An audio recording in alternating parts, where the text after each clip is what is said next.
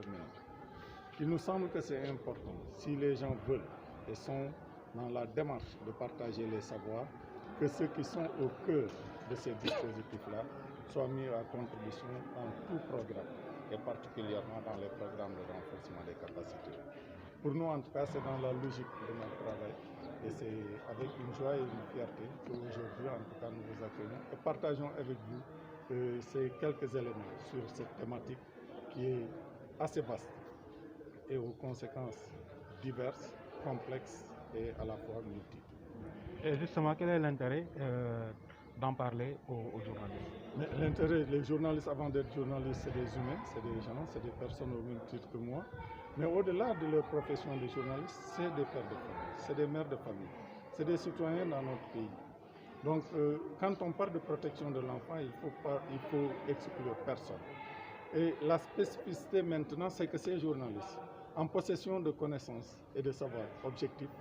pourraient effectivement, dans le traitement de ces informations, savoir faire la différence, savoir faire la part des choses et peut-être prendre en considération des aspects que le commun des mortels ne prend pas souvent en compte dans l'approche et dans le traitement de ces questions liées à la problématique des abus et exploitation sexuelle. C'est bon. ci wolof. waaw taxawaay bi tey jii nii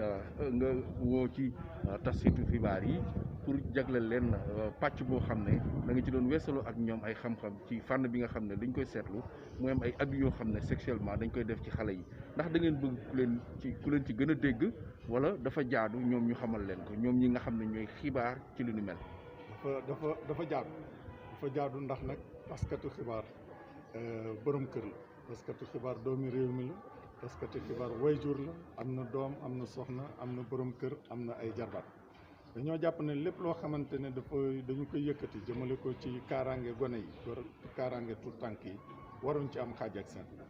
beneen bi mooy nag tànn leen ñoom ñi nga xamante ne seen kàddu ak seen wax dafa jot foo xamante ne ñun jotewuñu fa dafay am solo dañoo jàpp ne bu fekkente ne da nga bëgg a muul wala ngay defar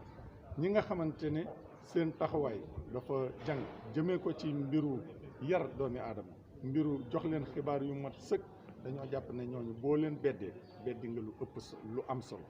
ci seen kàddu yeeg ci seen wax yeeg ci seen bind yeeg seen xalima fa mu jote ñun suñu kàddu jotew fa dañoo jàpp ne nag mbiru kaaraange tuut tànk yi